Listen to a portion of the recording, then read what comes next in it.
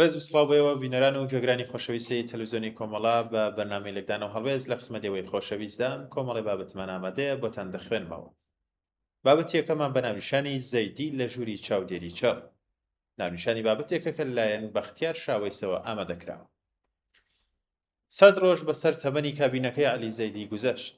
100 ڕۆژی پڕ لە ناکۆکی سیاسی و تێکپچڕێنداوی دۆخی ئەمنی و بگرە و بەردەی گەندەڵکاران و جموجۆڵی دیپلۆماسی بە چەشنێک کە سەرۆکوەزیرانە گەنجەکەی وا لێ کرد کە بە تۆنی دەنگێکی ماندووکەر و بێزارکەرەوە لە مۆنتەدای هەشتەمی بەغدا باشکرا لە بەرچاوی هەمان وتی 100 ڕۆژ لەمەوبەر ئەگەر بمزانایە ئەم کارەی وەرم گرتووە بەم شێوەیە قبوڵم نەدەکرد.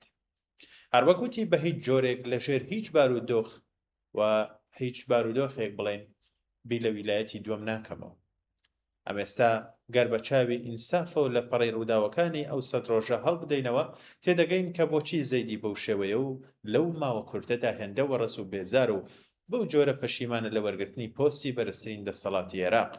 بێزاری و پەشیمانی سەرۆکوەزیران ئاڵێنراوە بە کۆمەڵێک دۆسیە، ئەو دۆسیانەی کە ئەگەرەکانی لە ناوخۆی وڵاتەوە درێژ دەبێتەوە تا دەگاتە جیهانە پڕ لە شەڕ و ململانەکەی دەرەوە. لە ناوخۆدا کۆمەڵێک کێشە هەن کە چەند خاڵێکن، لەوانە ململانی سیاسی ڕێگەی نەداوە کابینەکەی تەواو بکات و هێشتا 9 وەزارەت دەنگی نوێنەرانی بەدەست نەهێناوە. و خاڵی دووەم حکومەت بەدەست قەیرانێکی فعلی داراییەوە دەناڵێنێت. بۆ یەکەم جارە حکوومەتی عێراق ماوەی 2 مانگ لەسەر یەک موچەی فەرمانبەرانی دوا دەکەوێت. خاڵی سێم یادەکی بانکی لەو ماوە کوردەدا 31.5 میلیارد دلار داکشاوە بەهۆی داخستنی گەروی هورمز و بە بازاڕ نەکردنی نەوتەکەی. و خاڵی چوارەم حکومەتەکەی زەیدی شەڕێکی گەورەی گەندەڵی بەرپا کردووە کە ئەمەش نەیار و دژبەرانی زیاد کردو لە هەندێک شوێن و ناوەندەوە چەقۆی لێسون بۆ هۆکارەی کە پێیان وایە ئەم هەڵمەتی ڕیشە کێشکردنی گەندەڵکاران ڕەهەندی سیاسی هەیە و دوجار پاکتاوی سیاسیە. ئەندامانی چوارچێوەی هەماهەنگی ڕاستەوخۆ بە زەیدیان ڕاگەیاندووە کە لەگەڵ شێوازی گرتنی تۆمەتباران نی. خاڵێکی تر واتە خاڵی پێنجەم سەرباری هەمووەمانە حکوومەتی زەیدی بە دیاریکردنی کۆتایی ئەیلول وەکو وادەی کۆنتڕۆڵکردنی چەک لە دەستی دەوڵەتدا خۆی خستوەتە ناو مووقیفێکی شەرمەزارکەرەوە کە ناتوانێت چۆن ڕاستی بکاتەوە. هەر بۆیە بە پەلۆپروزێ وتەبێژی حکوومەت حەیدەر عەبوودی ڕایگەاند کۆتایی ئەیلول وادەی دەستپێکردنی نەک کۆتایی ڕادەستکردنی چەکی گروپە چەکدارەکانە. ئەلبەت ئەمە دوای سەردانە سەرکەوتووەکەی قالیباف بۆ عێراق و لە دوای ئازادکردنی بە پرسانی هەواڵگری هەشتی شعبی و گروپی نوجەبا عەباس یەعقوبی کە گرتنەکەی و بەپەلە ئازادکردنەکەی لەدانێکی کاریگەر بوو لە شکۆی حکوومەت و دژە تیرۆری عێراق، چونکە دەرکەوت کە لە ژێر هەڕەشە و گوشاری میلیشیاکان ناچارانە بڕیاری ئازادبوونەکەی دراوە. لە دەرەوەش حکوومەتی زەیدی لە قوڵایی ژانی جەنگی ئەمریکا و ئیسرائیل لەگەڵ ئێران لەدایک بوو. هەر خۆی تویتەکەی ترامپ بۆ لادانی مالکی لە کاندیدبوونەکەی سەرەتای ئەو وێنە تەڵخەی ڕوون کردەوە کە زەیدی ئەگەر بە موبارەکەی تۆمبارەک و بە پشتیوانی پیاوی دەوڵەتی قوڵفایق زەیدان بازەکەی بەسەر شان نیشتە بێتەوە، ئەوە هیچ لەو حقیقەتە پراگماتیکە ناگۆڕێت کە ئاسەواری ئەم ژانەی لەدایک بوونە بە بەردەوامی جەنگی سەربازی و ئابووری نێوان واشنگتۆن و تاران بەردەوام دەبێت. هەر بۆیە سەردانە دیپلۆماسیەکانی سەرۆک وەزیران بۆ تورکیا و ئێران و هەوڵدان بۆ دەرچەی دیکە لە فرۆشتنی نەوت وەکو ڕێکەوتنێکی 1 ملیۆنی هەناردەی نەوت لەگەڵ ئەردۆگان نەیتوانیوە پارسەنگی ئەوە بداتەوە کە عێراق لە نێوان بەرداشتی ئەمریکا و ئێران دەهەڕێت. دەبێت لە قالیباف بپارێتەوە بۆ لێخۆشبوونی تێپەڕبوونی کەشتیەکانی هەڵگری نەوتی عێراق بە هورمزدا و لە ترەمپیش شەفاعەت بکات بۆ ئەوەی کە پارەکانی لە ئەمریکا بۆ بنێرێت. هەروەک لەدانی مۆڵگەکانی هەشت لەلایەن سعودی و ئەمریکیەکان لە چەند ڕۆژی ڕابردوو ئاستی سەرێشەکانی عەلی زەیدی لە ئاستە دەرەکیەکەدا گەورەتر کرد بوو، سەردانەکەیشی بۆ ڕیاز پێ هەڵوەشاندوێتەوە.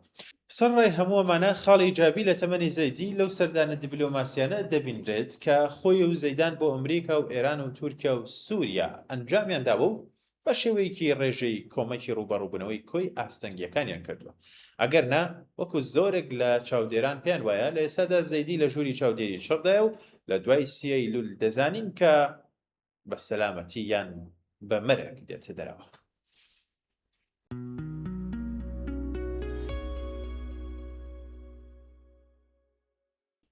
عێراق هاوسەنگی هێز لە بەردەم ململانی واشنتۆن و تاراندا. دەشتی جەمالم بابەتی ئامادە کردووە بەم جۆر دەست پێ دەکات. عێراق بە بڕگەیەکی ئەستیار و یەکلاکەرەوەدا تێدەپەڕێت. لەلایەکەوە خواستێکی ناوخۆیی و نێودەوڵەتی هەیە بۆ بەهێزکردنەوەی سەروەری دەوڵەت و جێبەجێکردنی بنەمای تەنها چەک لە ژێردەسەڵاتی ئازادا و لەلایەکی تریشەوە ڕوبەڕووی تووڕەیی سیاسی و ئاڵۆزیە هەرێمیەکان دەبێتەوە کە ڕۆڵی گروپە چەکدارەکان تێیدا یەکلاکەرەوەیە. لە میانەی ئەم ئاڵۆزیە بەردەوامانەی ناوچەکەدا سەردانی محەممەد باقر قالیباف سەرۆکی پەرلەمانی ئێران بۆ بەغداوە کۆبوونەوەی لەگەڵ سەرۆک وەزیران ڕنگدانەوەی قوڵی هەبوو لەسەر هاوسەنگیە سیاسیەکان. ئەم سەردان نەک تەنها لە چوارچێوەی پەیوەندیە دوو قۆڵیەکاندا بوو بەڵکو و پەیامێکی ڕوون بوو سەبارەت بە پاراستنی هێژمونی هاوپەیمانە هەرێمیەکان و ڕێکردن لە هەر هەنگاوێکی لە ناکاوی ئەمنی لە هاوسەنگی بڕیاری سیاسی لە عێراق کە تێکی بدات. هەروەک سەرۆک وەزیران لە دۆخێکی قورسی گوزەر دەکات کە دەیەوێت هاوسەنگی لە نێوان داواکاریەکانی ئەمریکا و ئێراندا ڕاگرێت، بە تایبەتی کە ئەوە پاڵپشتی چۆرچێوەی هەواهەنگی شیعەکانی کەوەلائیان بۆ ئێران هەیە و ڕازیبوونی ئەمریکا پۆستی سەرۆک وەزیرانی پێدراوە. لەلایەکەوە حکوومەتەکەی لەژێر گوشارە و بڵین لەژێر گوشارە بەردەوامەکانی ئەمریکایە و کە داوای لێ دەکات بۆ هەڵۆشانەوەی ئەو میلیشیانەی پەیوەستن بە سوپای پاسدارانی ئێرانەوە، ڕاگررتنی قاچاقی دراوی قورس لە عێراق و بۆ ئێران و دروستکردنی دەرفەتی وەبەرهێنان بۆ کۆمپانیا ئەمریکیەکان لە عێراق و پتەوکردنی پەیوەندی ئابوووریەکانی لەگەڵ سووریا.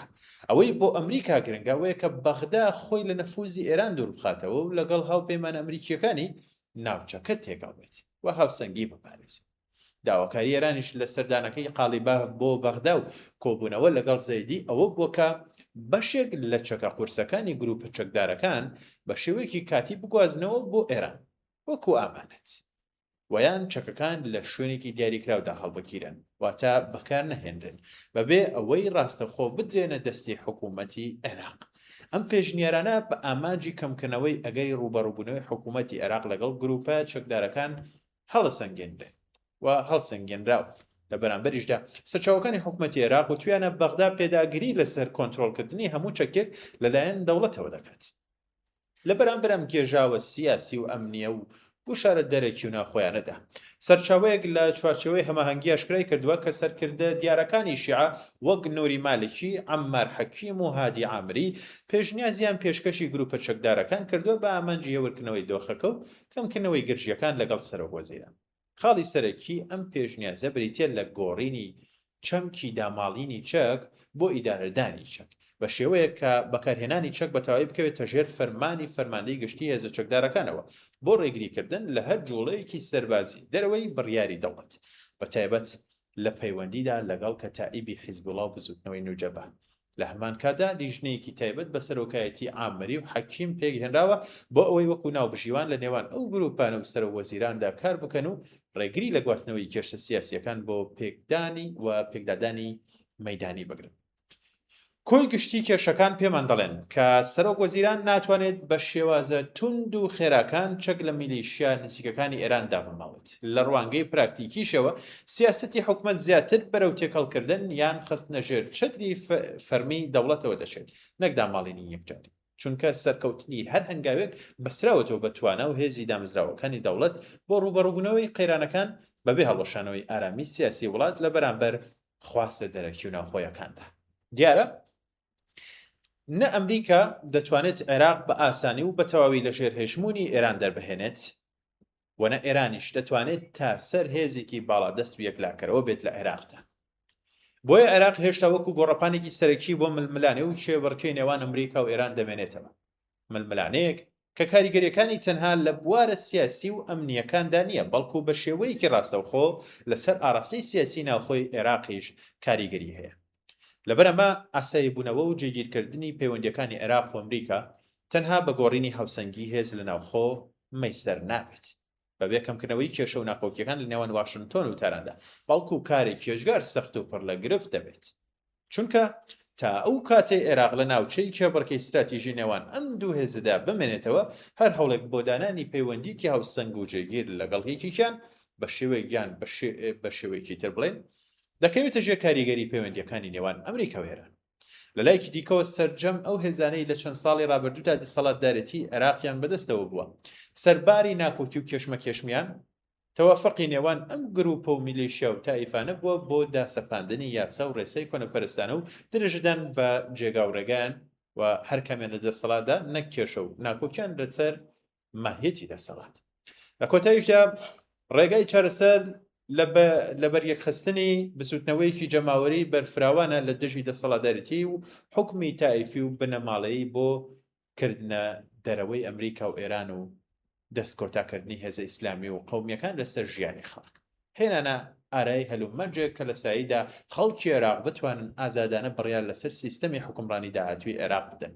دەسەڵات دەبێت بگەڕێتەوە بۆ خەڵکی عێراق و لەسەر بنەمای ویستی ئەوان دابمەزرێت.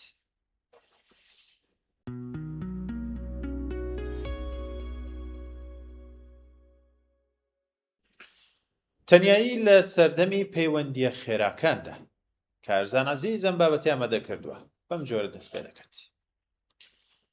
مێژووی شارستانیەتی مرۆڤایەتی لە بنەڕەتدا زنجیرەیەک لە گۆڕانکاری مەزن و کێشمەکێشمی بەردەوام لە پێناو پاراستنی بوون، ناسنامە و یادەوەریدا لە فۆرمە سەرەتایەکانی گێڕانەوەی دەماودەم و نەریتی زەرەکیەوە کە شایەتی دەری قوڵایی کللتور بوون تاوەکو داهێنانی شۆڕژگێڕانی نووسین، چاپەمەنی و سەرهەڵدانی قەڵەم هەمیشە هەوڵێک هەبووە بۆ تێپەڕاندنی سنوورەکانی کات و مەودا. کەچی ئەمڕۆ لە سایەی هەڵکشانی خێرای دیجیتالیزم و شۆڕشی زانیاریدا مرۆڤایەتی گەیشتۆتە قۆناغی بێگەڕانەوە، قۆناغێک کە تێیدا چاک بە ئارەزووی خۆی یان لەژێر کاریگەری پێویستیە فێڵبازیەکانی سەردەمی مۆدێرندا خۆی بارەزومەندانە ڕادستی ژینگێکی مەجازی بێسنوور کردووە. ئەم بازانە تەکنەلۆژیە خێرایە هەرچەندە لە ڕووی کارگێڕی و ئاراستەکردنی خێرای زانیاریەوە سانکارێکی بێوێنەی هێناوتارەوە، بەڵام هاوکات قەیرانێکی مەزنی کۆمەڵایەتی دەرونی فەلسەفی و شارستانی بە دوای خۆی داهێناوە کە لە بنەڕەتدا پایەکانی مرۆڤبوونی خستوەتە ژێر پرسیان. لە هەموو سەردەمێک زیاتر ئەمڕۆ ژیانمان لەناو پۆلێنێکی چڕ و بێپایان لە ئامێری زیرەک و شاشەدراوشاوەکاندا قەتیز بووە. ئیش و کار، کۆڕ و کۆبوونەوە، خولی زانستی، سیمینارە ئەکادیمیەکان، جەنگە نوێیەکان، جەنگی سایبەری و ئەلکترۆنی، بۆنە کەلتوریەکان و تەنانەت ڕێ و ڕەسم و پەرستشایانیەکانیش هەمویان کەوتونەتە ژێر کاریگەری ئەم فەزا مەجازیەوە کە بە خێرایی کۆنتڕۆڵی جیهانی فیزیکی. لەم ژینگەیەدا نەوەی نوێ منداڵان و مێرمنداڵان لە دۆخێکی نائاسایی دەستکاریکرا و پڕ لە قەلەقیدا گەورە دەبن. تەنیایی نامۆبوونی کۆمەڵایەتی و دابڕان بوونەتە میوانی هەمیشەی ماڵەکان و ڕوویەکی درۆینە دەستکرد و وەهمی لە پەیوەندیە مرۆڤایەتیەکان دروست بووە کە بنەمای زایەند سۆزی خێزانی و هاوڕێیەتی ڕاستەقینەی سەڕێوەتە. لە ئاستێکی گەورەتریشدا دەوڵەتە سەرکوتگەرەکان و سیستەمە تۆتالیتاریەکان ئەم پێشکەوتن تەکنۆلۆژیایان کردوێتە پردی پەڕینەوە بە دامەزراندنی تۆکمەترین سیستەمی چاودێری و دیکتاتۆریەتی دیجیتاڵی کە تێیدا ئازادی قەبارەی هۆشیاری و تایبەتمەندی تاکە کەسی دەبێتە قوربانی بەرژەوەندیە سیاسیەکان. شاشە زیرەکەکان تەنها ئەمڕازی بێزاری سڕینەوە نین، بەڵکو سیستەمێکی ئاڵۆزن بۆ دروستکردن و ڕوژاندنی هۆرمۆنی دۆپامین لە مێشکی مرۆڤدا. هەر پەیامێک، هەر ئاگاداریەک و هەر ڕاکێشانێکی پەنجە بەسەر شاشەکەدا چەشنێک لە سەرکەوتنی دەستکرد و خێرا دەبەخشێت کە مێشێک لە ڕووی بایۆلۆژیەوە پێی ڕادێت و داوای دووبەرەکردنەوەی دەکات. ئەم پرۆسەیە دەبێتە هۆی لاوازبوونی ئیرادەی تاک و لە دەستدانی توانای وردبوونەوەی قوڵ. ئاکامی ئەم دیاردەیە لەسەر ئاستی کۆمەڵایەتی زۆر کارە سەربارە. خێزانەکان لە ژووری دانیشتندا پێکەون، بەڵام لە ڕووی دەرونی و فکریەوە لە چەندین هەساری جیاوازە دەژین. پەیوەندیەکانیان بوونەتە کورتە نامە و وێنەی سارد و توانای قسەکردنی ڕووبەڕوو، گفتوگۆی لۆژیکی و لە نێوانەوەکاندا لە ناوچووە. مرۆڤ بووە بوونەوەرێکی بە کۆمەڵ لە ڕووی ژمارەیەوە، بەڵام لە ناوڕۆکدا بە تەواوی تەنیایە.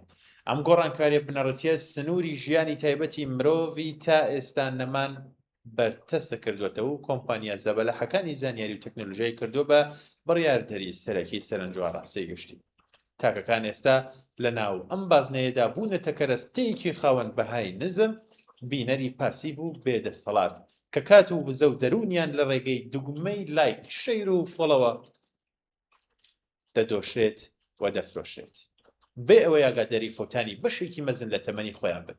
وەک چۆن لە فەلسەفەی شارستانێتی مۆدێرن و تیۆریە کۆمەڵایەتیەکاندا ئاماژەی پێدەگرێت. ئێمە لە سەردەمێکدا دەژین کە تێیدا وێنە و ڕواڵەت تەواو جێگەی حەقیقەتیان گرتووەتەوە و مرۆڤەکان تەنها سەرقاڵی چێژوەرگرتن لە سێبەر و ڕەنگا و ڕەنگی شتەکانن، نەک خودی ڕاستیەکان. کوژرانی تێگەیشتنی عەقلانەی لە سایەی باڵادەستی وێنەدا ئاوێنەی شاشەکان تەنها ئەمڕازێک نین بۆ پیشاندانی ئاڵوگۆڕی زانیاری، بەڵکو سیستەمێکی پەروەردەین کە عەقڵ بۆ لای خۆی ڕادەکێشێەوە گۆڕانکاری بنەڕەتی لە پێک هاتەی هۆشدا دروست دەکەن. لەم دۆخەدا بینین و بیستنی خێرا دەبنە جێگرەوەی شیکاری، لۆشی قوڵبوونەوە و عەقڵی ڕەخنەگەر، چاو کە لە بنەڕەتدا ئەمڕازێکی فێربوون وردبینکردن و تێگەیشتن بووە دەگۆڕێت بۆ ئەمڕازی تێرکردنی هەست ئارەزوو ئەفسانەیەکان و چێژوەرگرتنی ڕووکەش. ئەمەش مرۆڤ بەرەو خۆپەرستی مەترسیدار، پەرچەکردداری خێرا و مەیلی تونند و تیژی دەبات. بە پێی تیۆریەکانی مەعریفە و فەلسەفەی دێرین و نوێ مرۆڤ لە ڕێگەی سێ کۆڵەکەی سەرەکیەوە تێگەیشتن بۆ جیهان و دەوروبەری دروست دەکات.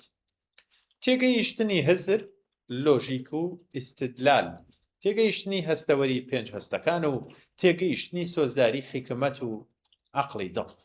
تێگەیشتنی هزری پشت بە لێکۆڵینەوە و شیکار دەبەستێت، بەڵام لە ژینگەی شاشەکاندا تێگەیشتنی بینرا و باڵادەستە و هەموو دەرگاکانی دیکەی عەقڵ دەبەستێت.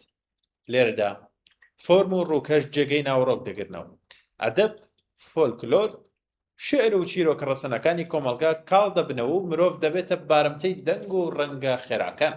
چای مرۆڤ بەرامبەر حەقیقەت کوێر دەبێت و گوێچکەش دەکەوێتە ژێر ڕکێفی کاریگەری شاشەکان. کۆمپانیەکان بە بەردەوامی لە کێبڕکێدان لەسەر کوشتنی کات و دزینی سەرنجیان کە دەبێتە هۆی قوڵکردنەوەی دابەشبوونی کۆمەڵایەتی و دروستکردنی فەزایە کە تێیدا فێڵ، پرۆپاگەندە و زانیاریە ڕستەکراو لە بری ڕاستیەکان بەکار بهێنرێن. سیاسەتمەدارە پۆپۆلیستەکان لایەنە ڕەگەزپەرستەکان و دیکتاتۆرەکان زۆرترین سوود لەم بابەتە وەردەگرن و بۆ فریودانی بەستێنە گەشتیەکان، سەرکردایەتیکردنی زۆرینە و کوشتنی هۆشیاری کۆمەڵایەتی لە پێناومانەوەی خۆیاندا. ڕزگاربوون لە ئالوودەبوونی شاشە تەنها بە قەدەغەکردنی تەکنۆلۆژیان دوورکەوتنەوەی تونڕەوانە ناکرێت، بەڵکو پێویستی بە جۆرێک لە گەڕانەوەی هۆشیارانە بۆ بەها بنەڕەتیەکانی ژیان هەیە. پێویستە مرۆڤ بە شێوەیەکی ئامانجدار دیاریکرا و پلەبەندی ئامێرەکان بەکاربهێنێت، نەک ببێتە کارمەند و کۆیلەی بێموچەی ڕژێمی ئەپ و پلەتفۆرمەکان. ئەم فەلسەفەیە ڕێگەیەکی زانستیانەیە، پراکتیکانە و بڵێن ڕێگەیەکی زانستیانەمان پێ دەبەخشێت کە بۆ ئەوەی کۆنتڕۆڵی ژیانی خۆمان بگرینە دەست و پەیوەندیە فیزیکی و ڕاستەقینەیەکان نوێ بکەینەوە. دەرئەنجام و تێڕوانینی داهاتوو لە کۆتاییدا کێشەی سەرەکی لە خودی تەکنەلۆژیادا نییە، بەڵکو لە چۆنێتی مامەڵەکردن، لاوازی ئیرادە و بێئاگاییمان لە بەرامبەردا دەبینرێت. گەڕانەوە بۆ هاوسەنگی خوێندنەوەی قوڵی کتێب، دروستکردنی پەیوەندی فیزیکی و ڕاستەقینە تەنها ڕێگەن بۆ ئەوەی مرۆڤایەتی لە ماندوێتی پەرتەوازەی و بێسوروبەریە دیجیتاڵیەت دەرباز بێت و کەسایەتی سربەخۆی خۆی لە دەست ئەندازەکاری چاوچنۆکانەی ئامێرەکان بپارێزێت و جارێکی تر مانای ڕەسەنی مرۆڤ بوون بۆ ژیانی خۆی بجێڕێتەوە. بەڵێ بینەرار و گوێگرانی خۆشەوی، سپاس کە تاو کۆتایان بەنامێش لەگەڵمان نبوونی و دەرم بابەتەکان جێگەی ڕەزامەندیتان بوو بێت تا و کۆمەدەگرنی چەند بابەتێک و خوێندنەوەی لە بەرنامەیەکی دیکە بۆ ئازیز کات و ستاتێکی باش بۆ هەموو لایەکتان.